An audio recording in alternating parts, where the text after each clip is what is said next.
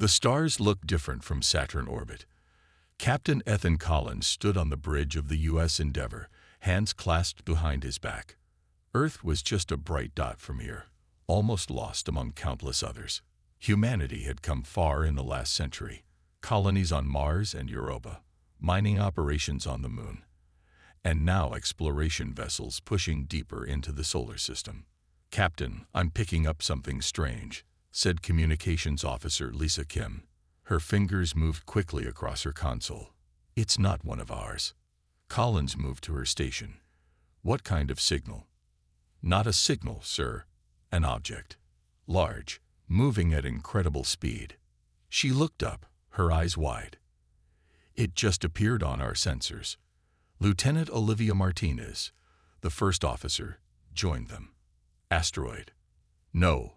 Kim shook her head. "It's changing direction. Deliberately." The bridge fell silent. Everyone knew what this meant.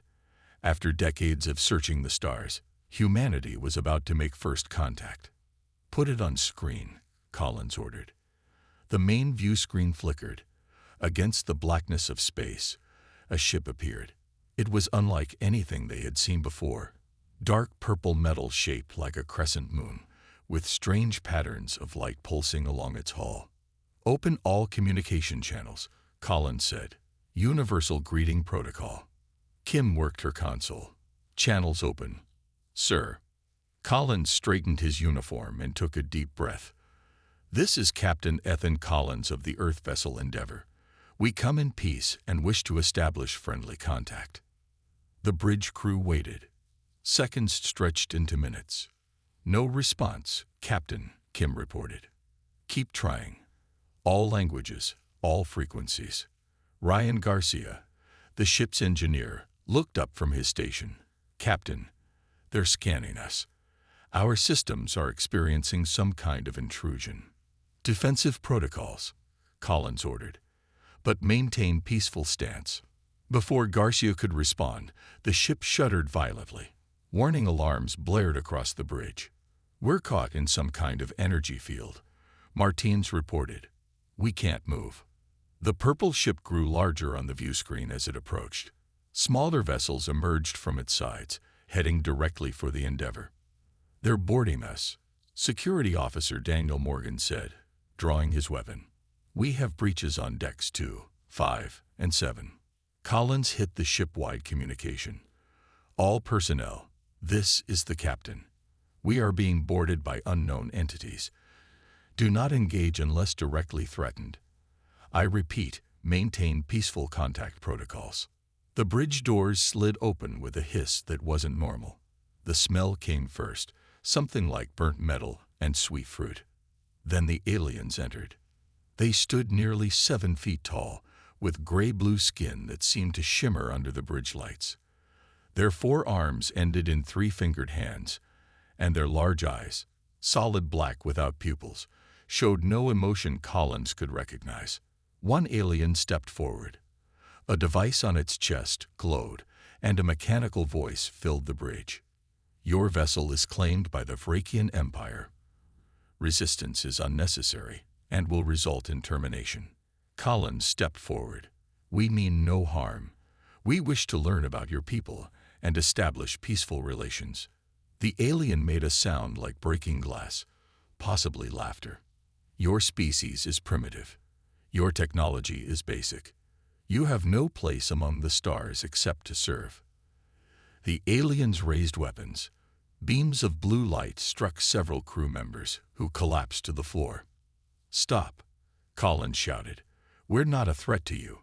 As aliens surrounded the bridge crew, Lieutenant Martinez slipped behind her console. While Collins kept the aliens' attention, she activated the emergency beacon, a signal that would reach Earth within hours. The alien leader approached Collins. "I am Commander Zorthal. Your world will now receive our demands. Your people will submit, or they will be eliminated." As Martinez finished sending the distress call, a beam struck her. She fell, the message sent. The last thing Collins saw before darkness took him was the Earth, that tiny dot of light, unaware that everything was about to change. The message from the Endeavour reached Earth 18 hours later. The room fell silent as the transmission played. The faces of the United Defense Council showed fear, anger, and disbelief. Director Samuel Washington stood at the head of the table. His dark eyes scanned the room. "Play it again," he ordered. The screen flickered. Lieutenant Martinez's face appeared. Her voice hurried and low. "This is Lieutenant Olivia Martinez of the U.S. Endeavour. We have encountered an alien vessel near Saturn. They call themselves the Vrakians. They are hostile. They have captured our ship and crew. They say Earth is next. Send help. The aliens err." The message cut off. "That's all we received," said Communications Director Frank Porter. "Nothing since." Dr. Abigail Winters, the Council's lead scientist, spoke up. "We need to prepare.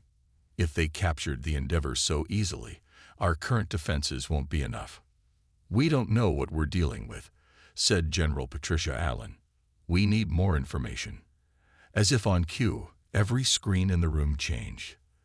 The face that appeared wasn't human.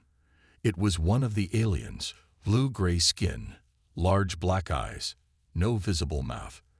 When it spoke, the words came from a device on its chest. "People of Earth, I am Commander Zorthal of the Vrakian Empire. Your exploration vessel has been captured. Your technology is primitive. Your defenses are weak. You are not ready for the stars." Washington stepped forward. "What do you want from us? You will surrender your planet's resources. You will provide workers for our mines.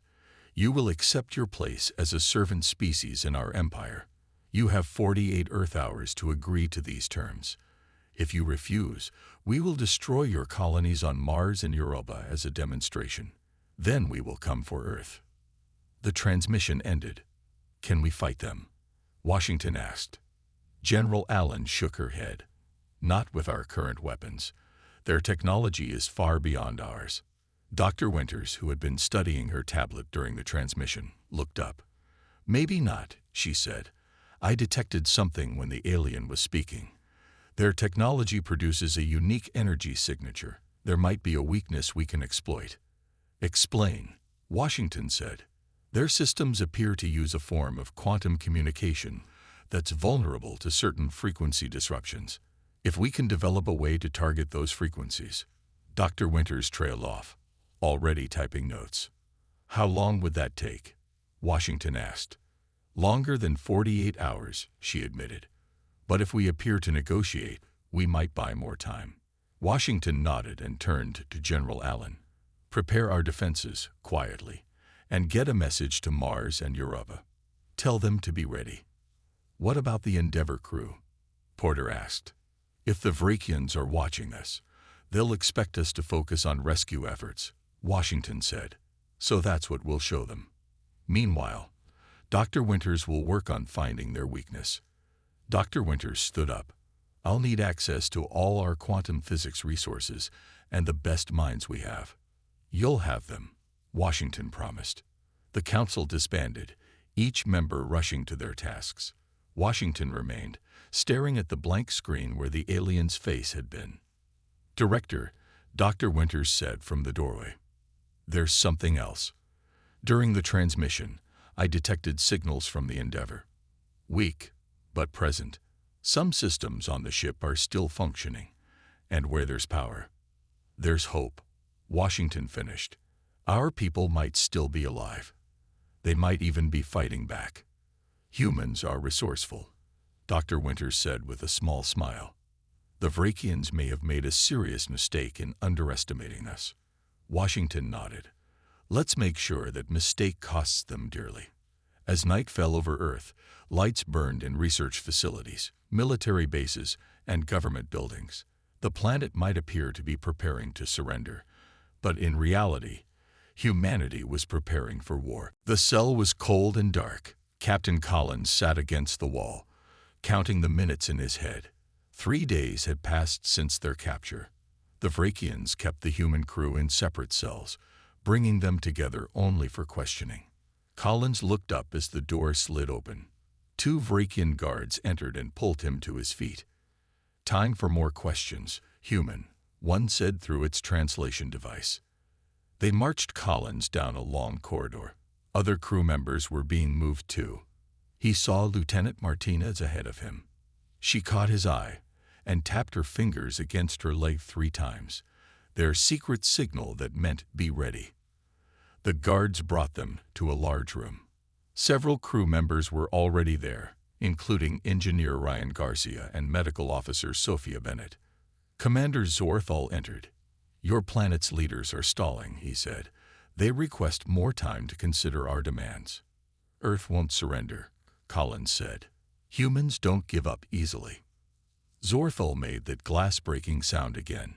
"Your species has no choice. You have no weapons that can harm us." While Zorthal spoke, Collins noticed Garcia studying the room's control panels.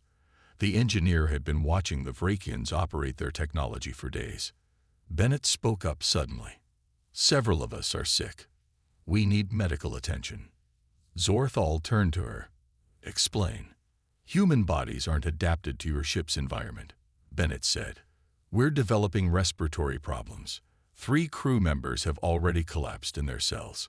Collins knew this wasn't true, but Bennett sounded convincing. As the ship's doctor, she understood how to fake symptoms. "Show me these sick humans," Zorthal ordered. Bennett pointed to Security Officer Daniel Morgan, who immediately began coughing violently.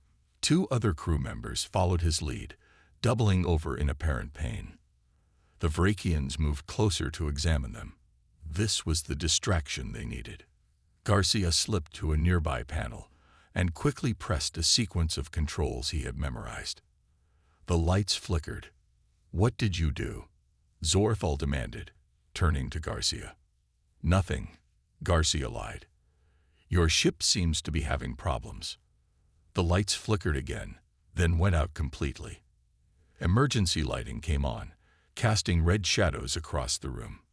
"Security breach in Section 5. A voice announced over the ship's communication system. "All personnel respond." Most of the Vrakian guards rushed out, leaving only 2 with Zorthal. Morgan stopped coughing and moved with surprising speed. He tackled one guard while Martinez took down the other. Collins faced Zorthal. "What have you done?" The alien commander hissed. "Created a distraction," Collins said. "Ryan?" Garcia smiled. "I've been studying your control systems. Your technology is advanced, but the basic principles are similar to ours. I just rerouted some power and triggered false alarms in different parts of the ship." Martinez took the guards' weapons. "We need to move quickly. The other guards will realize what's happening soon." "This way," Garcia said, leading them to a service passage he had discovered. "This leads to the holding area where the rest of our crew is kept." They moved through the ship, freeing other crew members as they went. Bennett collected medical supplies. Morgan gathered weapons from storage areas Garcia had located. "What's our plan, Captain?" Martinez asked as they regrouped in a cargo bay. "First, we free all our people," Collins said. "Then we find a way to contact Earth." "I've been working on that," Garcia said. "The Vrakians use a communication system that can send messages instantaneously across vast distances. If I can access their main communication array, I might be able to send a message with detailed information about their technology." "That could help Earth defend itself," Collins said. "Let's do it." As alarms continued to sound throughout the ship, the free humans moved with purpose. The Vrakians had made a critical mistake. They had assumed humans would accept their fate as prisoners. They had failed to understand that humans, when cornered, become most dangerous. The prison break had begun. Dr. Abigail Winters hadn't slept in 3 days. Coffee cups littered her lab. Screens displayed complex calculations and simulations. 20 of Earth's best scientists worked alongside her, each focused on a different aspect of the Vrakian technology. "I think we have something," she said, calling Director Washington over to her workstation. "We've analyzed the transmission signals from the Vrakian commander. Their systems use quantum entanglement for communication, but with a unique signature we might be able to disrupt." Washington leaned closer to the screen. Can we use this to fight them? Better, Dr. Winters smiled. We can use it to infect them. I'm calling it Project Achilles. Like the Greek hero's heel. Washington nodded. Their weakness. Exactly. We're developing a virus that can infiltrate their systems through their communication channels. Once inside, it could disable their weapons, navigation, even life support. In another part of the complex, Major William Carter was reviewing Earth's defensive capabilities with General Allen. The Vrakians think our nuclear weapons are primitive, Carter said. But what if we use them in a way they don't expect? What do you mean? General Allen asked. Carter pointed to a diagram.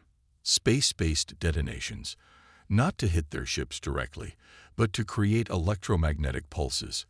If Dr. Winters is right about their technology being vulnerable to certain frequencies, a carefully timed nuclear detonation might disrupt their systems long enough for us to strike. General Allen smiled. They expect us to use our weapons in conventional ways. They won't prepare for this. Humans are good at thinking outside the box, Carter replied. On Mars, the colonists had received the warning from Earth.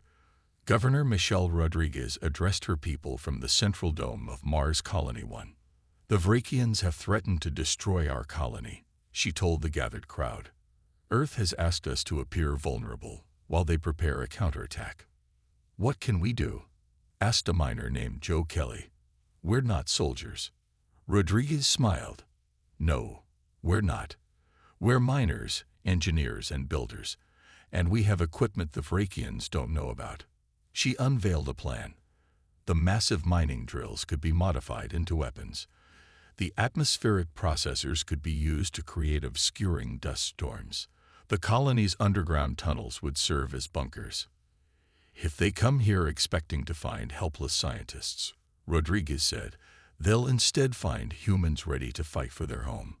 Back on Earth, a new network of satellites was being deployed. They were old models, officially being sent up to monitor solar activity. In reality, they carried technology developed from Dr. Winters' research. The stealth network is almost complete, the technician told Washington. The Vrakians won't detect them. They'll think our satellite technology is decades behind theirs. Washington nodded. Good. What about our communications with the Endeavor? Nothing direct yet, the technician said. But we've detected faint signals that suggest someone on board is trying to access the Vrakian communication system.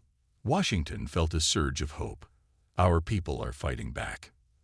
In her lab, Dr. Winters received a message from the satellite team. The Vrakian ships were moving. 3 vessels had broken off from the main fleet and were heading toward Mars. The attack they had threatened was beginning. How soon can Project Achilles be ready? Washington asked. 24 hours at the earliest, Dr. Winters said. We need more time. Washington's face was grim. Mars may not have 24 hours. Then we need to stall them, Dr. Winters said, and hope that Captain Collins and his crew can help from inside. Washington nodded. Send a message to the Vrakian commander. Tell him Earth is ready to discuss terms of surrender. We need to buy time. As the message was sent, Earth's real preparations continued. In labs, factories, and military bases around the world, humans worked together with a single purpose: to show the Vrakians what happens when you underestimate humanity. The Vrakian scout ship moved silently through space. Inside, Captain Collins and his crew worked quickly to understand the alien controls. Are you sure you can fly this thing? Collins asked Garcia. The engineer nodded. Their navigation system is complex but logical. I've been watching how they operate it. Good, Collins said. Lieutenant Martinez, what's our status on communications? Martinez looked up from the alien console she had been studying. I think I can send a message to Earth using their system. But there's something else. I found their database. What kind of information? Collins asked. Everything, Martinez said, her eyes wide. Star charts, ship specifications, weapons capabilities. And Captain, they're not just targeting Earth. The Vrakians have conquered 12 other species across this sector of the galaxy. Collins frowned. They see us as just another conquest. But there's good news, Martinez continued. They've seriously underestimated us. Their reports describe humans as technologically primitive and physically weak. They think we'll surrender without a real fight. Collins smiled. Then we have the element of surprise. Can you download that database to send to Earth? Already working on it, Martinez confirmed. Security Officer Morgan entered from the rear of the ship. Captain, Dr. Bennett has finished treating the injured crew members. Everyone is ready. Good, Collins said. Time to initiate Operation Trojan Horse. The plan was simple but daring. They would use the captured scout ship to approach the Vrakian fleet undetected. Martinez would then transmit the database information to Earth along with Dr. Winter's virus. If it worked, the virus would spread through the Vrakian network, disabling their systems from within. Garcia piloted the ship away from the mothership. They had escaped during a shift change, and with the ship's identification code still active, the Vrakians hadn't yet realized one of their vessels was missing. We're in position, Garcia announced after several hours. The scout ship now hovered at the edge of the Vrakian fleet. From here, they could access the main communication network. Martinez, you're up, Collins said. Martinez connected her modified device to the Vrakian console. Beginning transmission now. I'll send the database first, then open a channel for Earth to upload their virus. The console lit up as data began to flow. Martinez watched the progress carefully. Something's happening, she said suddenly. I think they've detected us. The system is trying to block our access. Can you get past it? Collins asked. Martinez typed furiously. Maybe. Their security protocols are adapting. But so am I. On the main view screen, they could see movement in the fleet. Several ships were turning toward them. They know we're here, Morgan said, readying the ship's weapons. Martinez, we're running out of time, Collins warned. Almost there, she said. The database is sent. Now I'm opening a channel for Earth's virus. The console flashed green. Channel open. If Earth is ready, they can upload now. Back on Earth, Dr. Winters saw the incoming signal. They did it. We have access to the Vrakian network. Upload the virus, Washington ordered. Dr. Winters initiated the upload. Project Achilles entered the Vrakian network, spreading rapidly from ship to ship. On the scout ship, Martinez watched as the Vrakian vessels suddenly began to behave erratically. Some lost power, drifting in space. Others fired weapons randomly. It's working, she exclaimed. The virus is disrupting their systems. Collins watched as chaos spread through the Vrakian fleet. Now's our chance. Garcia, get us out of here. As Garcia piloted the scout ship away, Collins sent one final message to the Vrakian commander. This is Captain Ethan Collins. You should have learned by now. Never underestimate humans. The scout ship accelerated away from the disabled fleet, heading toward Mars. Behind them, the mighty Vrakian armada drifted in disarray, defeated not by superior firepower, but by human ingenuity and courage. The counterattack had begun. As the scout ship approached Mars, Collins noticed another vessel following them. It wasn't Vrakian in design. The ship was sleek and silver, with strange blue lights pulsing along its hull. Unknown ship approaching, Garcia reported. Not Vrakian. Not human either. Defensive positions, Collins ordered. After everything they had been through, he wasn't taking chances. The silver ship matched their speed but kept its distance. Then a voice came through their communication system. It spoke perfect English. Humans of Earth vessel, we mean no harm. We have been watching your conflict with the Vrakians. We wish to speak with you. Collins exchanged looks with his crew before responding. This is Captain Ethan Collins. Who are you? I am Ambassador Nix Allah of the Tellurian Alliance. We have monitored your solar system for some time.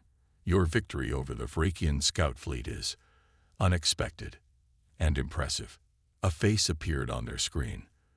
The Tellurian had pale blue skin, 4 small eyes arranged in a diamond pattern, and no visible nose. Despite the alien appearance, there was warmth in those eyes. "We would like to meet," Nixela continued. "There is much to discuss." Collins hesitated, then nodded. "We're heading to Mars Colony. You can join us there." Both ships landed at Mars Colony's main landing pad. Governor Rodriguez greeted them, surrounded by colonists armed with modified mining tools. When Nixela emerged from the silver ship, the colonists raised their weapons. "It's all right," Collins assured them. "They're not Vrakians. They want to talk." Inside the colony's meeting hall, Nixela explained the situation. "The Vrakians have conquered many worlds. They are ruthless and consider themselves superior to all other species. We and others have been fighting them for decades, but our efforts have been unsuccessful. Until now," Martinez said. Nixela nodded. "Your virus. It damaged their network in ways we never thought possible. How did you develop it so quickly?" Dr. Winters, who had traveled to Mars on a fast transport after the virus upload, explained Project Achilles. "We noticed a vulnerability in their quantum communication system. It was just a matter of exploiting it." "Just a matter." Nixela seemed amazed. "Our scientists have studied Vrakian technology for years without finding this weakness." "Humans are good at finding weaknesses," Washington said. He had arrived with Dr. Winters. "And we're good at improvising when our backs are against the wall." Nixela studied the humans with new respect. "The Vrakians called you primitive. They were wrong. They judged us by our technology," Collins said. "They should have judged us by our determination." Nixela stood. "The Vrakian main fleet is still coming. The ships you disabled were only a small fraction of their force. But now, perhaps, with your help, we can defeat them completely." Washington nodded. "What do you propose?" "An alliance," Nixela said. "Not just with Tellurians, but with all species who have suffered under Vrakian rule. Your virus has already been shared with our scientists. We can deploy it across all Vrakian territories simultaneously." "And Earth?" Washington asked. "Will you help defend our planet?" "We will, but your own defenses may be more effective than you realize." Nixela turned to Major Carter. "Your plan to use nuclear devices to create electromagnetic pulses, our simulation showed would be highly effective against Vrakian shields. Their ships are designed to withstand energy weapons, not the primitive forces you propose to use." Carter smiled. "Sometimes old technology has advantages. The Vrakians wouldn't expect it." "Precisely," Nixela agreed. "Your primitive solutions may be exactly what is needed." As the meeting continued, more messages arrived. Other species that had been conquered by the Vrakians were rising up, inspired by the human success. The database that Martinez had stolen provided valuable intelligence on Vrakian fleet movements and weaknesses. For the first time, there was real hope. Humans had done what no other species had managed. They had found a way to fight back against a technologically superior enemy, and they had gained unexpected allies in the process. The war was far from over, but the tide was beginning to turn. The skies above Earth filled with Vrakian warships. They came in waves, hundreds of vessels blocking out the sun in some areas. People watched from below, some in fear, others in determination. On the command bridge of Earth's orbital defense station, Director Washington stood with General Allen, Dr. Winters, and Ambassador Nixela. "The Vrakian main fleet has arrived," General Allen reported, "just as we expected." Washington nodded. "Are our defenses ready?" "Yes," Dr. Winters said. "The satellite network is active but hidden. Nuclear platforms are in position, and Captain Collins is in place with the converted Vrakian scout ship." Nixela studied the human leaders with interest. "You seem calm in the face of such overwhelming force." "We've had time to prepare," Washington said simply. The main screen lit up. Commander Zorthal's face appeared, looking angry and somewhat surprised. "You reject our generous offer of surrender," Zorthal said. "You disabled some of our ships. You even stole one of our vessels. These are impressive acts for a primitive species, but your resistance ends today. Washington stepped forward. We're more than willing to discuss peace, Commander, but not as slaves. Zorthal made his glass-breaking laugh. You have no choice. Your weapons cannot penetrate our shields. Your ships are too few. Surrender now, and we will spare your major cities. Washington looked to General Allen, who nodded slightly. I'm afraid we must decline your offer, Washington said calmly. We have a counter-proposal. Before Zorthal could respond, General Allen gave the order. Initiate Operation Thunderbolt. High above Earth, in carefully calculated positions, 30 nuclear devices detonated simultaneously. They weren't aimed at the Vrakian ships. Instead, they created a massive electromagnetic pulse wave that washed over the alien fleet. On the Vrakian ships, systems failed. Shields flickered and died. Communications went silent. The ships didn't explode or crash. They simply stopped working properly. Phase 2, General Allen ordered. Earth's hidden satellite network activated. Each satellite fired a concentrated beam at the now vulnerable Vrakian vessels. The beams weren't designed to destroy. They carried a more advanced version of Dr. Winter's virus, directly targeting the ship's control systems. From Mars, Governor Rodriguez watched on the colony's screens. That's our signal, she said to her people. Launch now. 100 mining vessels rose from the Martian surface. Modified with weapons and protected by improvised shields, they formed a fleet that approached the Vrakian ships from behind. In Earth orbit, Captain Collins piloted the captured scout ship directly toward Zorthal's command vessel. Their shields are down, Martins reported. Their weapons are offline. We have a clear path. Collins nodded. Take us in. The scout ship docked with the command vessel. Collins, Martinez, Morgan, and a team of soldiers boarded, meeting only confused resistance from the Vrakians, whose weapons had been disabled by the virus. They fought their way to the bridge, where they found Zorthal trying desperately to restore his ship's systems. Hello, Commander, Collins said, entering the bridge with his weapon raised. Remember me. Zorthal turned, his black eyes widening. Impossible. How did you? Primitive humans. Collins interrupted. That's what you called us. You thought our technology was too simple to be a threat. But sometimes simple works when complex fails. Around Earth, the battle turned decidedly in humanity's favor. The Martian mining vessels attacked from behind. Earth's conventional weapons, while less advanced than the Vrakians, worked perfectly against the disabled alien ships. Tellurian vessels arrived, joining the fight alongside their new human allies. Other ships appeared as well, representatives of species that had been conquered by the Vrakians, now seeing a chance for freedom. On the command bridge, Washington watched as the mighty Vrakian fleet fell into disarray. It seems, Nixela observed, that the Vrakians made a fundamental error in their assessment of humans. Yes, Washington agreed. They thought technology alone determines the outcome of war. They forgot about courage, creativity, and determination. The battle for Earth had begun, and against all odds, humanity was winning. 1 month after the Battle of Earth, representatives from 27 alien species gathered in the United Nations Assembly Hall in New York.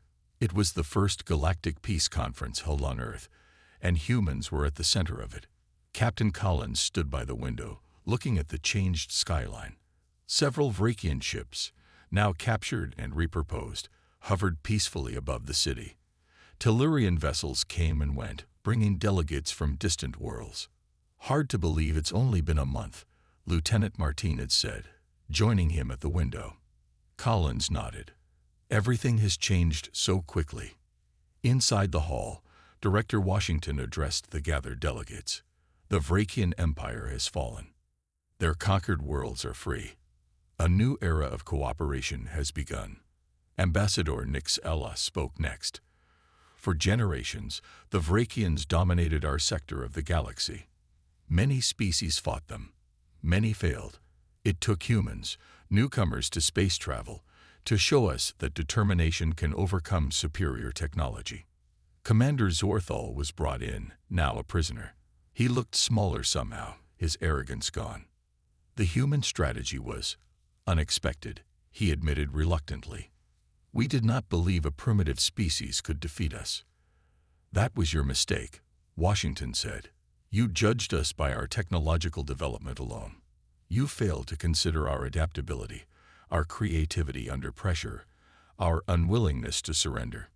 Dr. Winters presented the Scientific Cooperation Agreement. We will share what we know. In return, we ask to learn from you. Together, we can build something better than the Vrakian Empire. A true alliance of equals. The delegates applauded. One by one, representatives from each species signed the agreement. A new Galactic Council was formed, with Earth as a founding member. On Mars, Governor Rodriguez oversaw the construction of the first interspecies colony. Humans worked alongside Tellurians and others, combining their knowledge and skills. The mining technology that had been weaponized during the war was now being used to create homes and research facilities. We're building faster than I thought possible, Rodriguez told a group of visitors. With Tellurian construction methods and human problem solving, we've accomplished in weeks what would have taken years. Back on Earth, Engineer Garcia led a team studying Vrakian technology. The captured ships were providing insights that accelerated human development by decades. Their quantum communication system is remarkable, Garcia explained to a class of students, but it had a fundamental flaw, one that humans were uniquely positioned to spot because we approached it with fresh eyes. In orbit, the U.S. Endeavour was being rebuilt, bigger, stronger, incorporating elements of human, Tellurian, and even improved Vrakian technology. It would be the first in a new fleet of exploration vessels. Where will you go first? Washington asked Collins, who had been named captain of the rebuilt Endeavour. Beyond our solar system, Collins said. There's so much to explore now, so many new allies to meet. In a secure facility, Zorthal watched in disbelief as humans rapidly advanced, adapting and improving alien technology with remarkable speed. I don't understand, he said to Dr. Winters during her inspection. How did you defeat us? How are you learning so quickly? Dr. Winters smiled. Because that's what humans do. We face challenges. We adapt.